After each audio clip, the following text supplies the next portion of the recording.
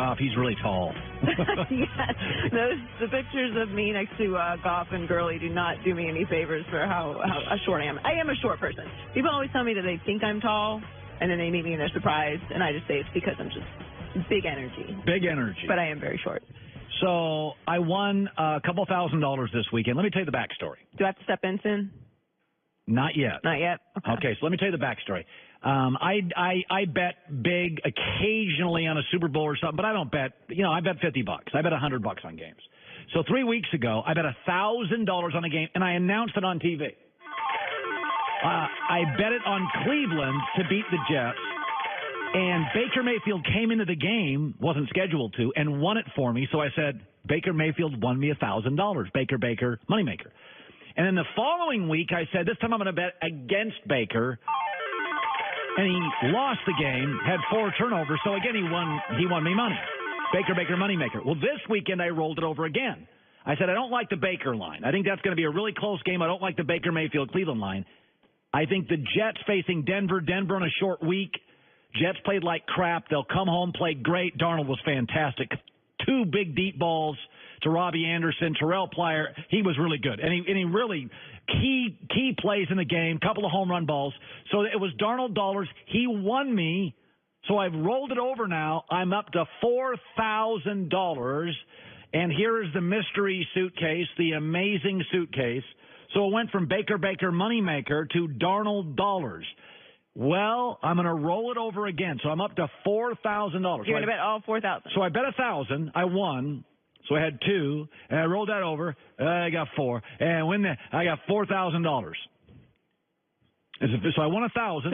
So okay. Then I rolled it over to 2. But you didn't answer my question. And I rolled it over to 4. Are you betting all of it on this bet? So this week I will announce in 30 minutes. These are my bet. I'm going to use only rookie quarterbacks. There's actually 2 great lines with rookie quarterbacks that would be in my Blazing 5. So in 30 minutes, I'm not saying it's going to be Baker. I'm not saying it's going to be Darnold. Mm-hmm. But I'm going to roll the $4,000 over with a chance to win $8,000. All right. Tony Gonzalez, 15 minutes. Best for last today. All right. Remember what Lane Johnson, Philadelphia Eagles offensive lineman, said after the Eagles won the Super Bowl. I'd much rather have fun and win 1 Super Bowl than be miserable and win 5 Super Bowls. Well, you're going to get your wish there, Chief, because Philadelphia is a mess right now. Didn't we predict this? Didn't we tell you that Philadelphia, the puff your chest city, led by Lane Johnson, suspended twice, by the way, for PEDs. You know guys like that, the shortcut guy. He was also the guy that was the impetus for the dog masks. Ow! Who let the dogs out? I don't know. They get let out all the time in Foxborough without the masks. Lane Johnson, it was his guy that created that fumble/interception yesterday. Lane Johnson did a terrible job on that play, an absolutely terrible job on that play. Virtually unblocked, creates the ball in the air, it gives the Vikings a touchdown, and game officially over. It should be noted that last week, fun guy, who let the dogs out guy, also did a terrible job on a blocking play that created a hit and a fumble and created the inertia for the Tennessee Titans to win their biggest game of the year over Philadelphia. Hey, Lane Johnson, 24 hours in a day, 8 of it's work, 8 of it's sleep, and 8 of it's fun and social. But the work part is called work for a reason. Okay, we all go to a Christmas party. It's called, the Christmas/holiday party. Work is not designed to always be a good time. I mean, first of all, the idea that you'd rather win 1 Super Bowl than 5 if you have to put in more work is such a loser comment in any business. It's called work. But Philadelphia fell into a trap, and we predicted it. Even in their own division, the Cowboys have 5 Super Bowls. The New York Giants have 4 Super Bowls. Washington has 3 Super Bowls. Philadelphia has 1. And they're suddenly lecturing everybody else in football on, hey, this winning thing, here's how it's done. Stop. You're embarrassing yourself. Marginally, briefly successful guy doesn't get a lecture, Nick Saban or Belichick, on how to win at football. Lane Johnson. Your guy this week and your guy the previous week is the one that shot through and created leverage and opportunity and inertia for the other team. Man, the Eagles got a real winner here. They got shortcut guy, created dog mask guy, work should be fun guy. I mean, Chris Carter nailed it on First Things First. It is embarrassing when briefly successful guy suddenly lectures the NFL's greatest dynasty on what winning is all about. We have more fun. How much fun you having now? That's what I want to ask Lane Johnson. How much fun you having? Like, you're not the best right tackle in pro football. That offensive line that was a dominant force, they're no dominant force. Football's the only sport where you practice 6 times more than you play. And the one thing that's always fun, even in a bad locker room, is winning. And Lane Johnson took it upon himself, dog mask guy, to lecture New England on the winning thing. Embarrassing. All right, so let me defend Odell Beckham. Oh, people are going crazy on Odell Beckham.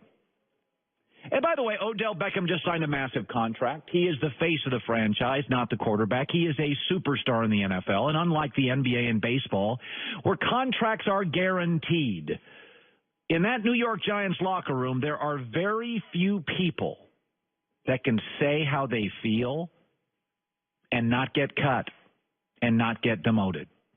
There is a responsibility in professional football for the handful of players who can say whatever they want and not get demoted to bring up the elephant in the room. So the New York Giants' Odell Beckham had an interview before the game, and he said regarding Eli Manning, I don't know, I feel like he's not going to get out of the pocket. We know Eli's not running. Can he still throw it? Yeah, but it's been pretty safe. It's cool catching shallow stuff, but I want to go over the top someday. Is he wrong? Is that inaccurate? Did he call him a terrible teammate? Did he say, I think we should demote him? It's the elephant in the room in New York City right now. And by the way, the owner of the New York Giants won't do it. They should have drafted a quarterback. They wouldn't. The GM of the Giants could have had Sam Darnold, could have had Josh Allen, could have had Josh Rosen. He didn't. So nobody else in the room wants to address the elephant in it, which is Eli appears to be mostly a shot fighter. So if Odell Beckham won't, and by the way, he did it respectfully. He just basically said things that are true, like, he's not going to run. He's dealing with underneath routes. He's not going to get out of the pocket. We know he's not running. This is outrageous. No, that's just telling Uncle Phil, cool it on the Donald Trump comments at Thanksgiving. It's not cool. Dad, you're drinking too much. Grandma, you shouldn't be driving anymore. Somebody's got to say that stuff. Somebody has to say that in every family, or the problems fester and nobody talks about them. I mean, good Lord, the Giants keep giving Eli. They spend a fortune on a left tackle. They draft a running back. They sign another wide receiver. How many gifts can they give Eli Manning? New coach, check. Star running back, check. Left tackle, check.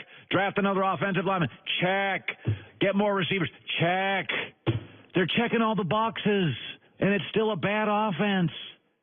So in a sport where very few players, I mean a handful of players, have real power, have real leverage, are a face of a franchise, Odell Beckham talked about something that made everybody a little uncomfortable, and he didn't regret it after the game. I feel like we don't, if we're not all on the same page, if it's not authentic and real, and we can all understand each other, then there's going to always be miscommunication. I'm just excited about the way we pulled together. Like I said, we came up short, but we fought today. I haven't felt any more closer than I have in the last 24 hours. And like I said, if it took that to bring us together, I could take that. At the end, they came out with a win, but I'm proud of where we stand. Even though we're 1-4, this game today is going to be monumental for our season in my eyes. Okay. If those comments were so disruptive, and I watched every snap of this game, it was one of the craziest games in the NFL this season. It was a weird game. But if they were so disruptive, why did the Giants finally play well? Some of you were listening to me. Some of you were watching. There's stuff happening in your family. If you're the one that's the strongest, the safest, the smartest, you owe your family to bring it up. Odell Beckham Jr., somebody had to talk about Eli Manning, the elephant in the room. All right, 15 minutes. I am going. I won 1,000. I doubled it to 2,000. I let it ride to 4,000. I'm letting it ride to 8,000. I'll give you my bet of the week in the NFL. This is a new trend on the show. I like it a lot. Big money gambling. I imagine so. Okay, so here we go. Here we go. So I'll give you it in 15 minutes. I'll tell you my bet of the week in Blazing Fives on Fire. Tony Gonzalez next.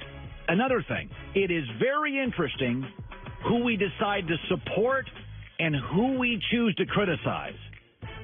Very interesting numbers. And I don't know why we do this, but we do, and we'll talk about it coming up next. When tough weather hits, and we're in October now, we're in early October, but we're about 3 weeks away. By the way, it just snowed in a part of Utah this morning. So you're getting there, Buffalo, Cleveland, Ohio, Detroit, Michigan, colder parts of the country. You're getting some bad rain. Seattle, it rained. You were there yesterday, Joy. It rained in Seattle. It rained all day. Well, when the tough weather hits, the right wiper blades make all the difference.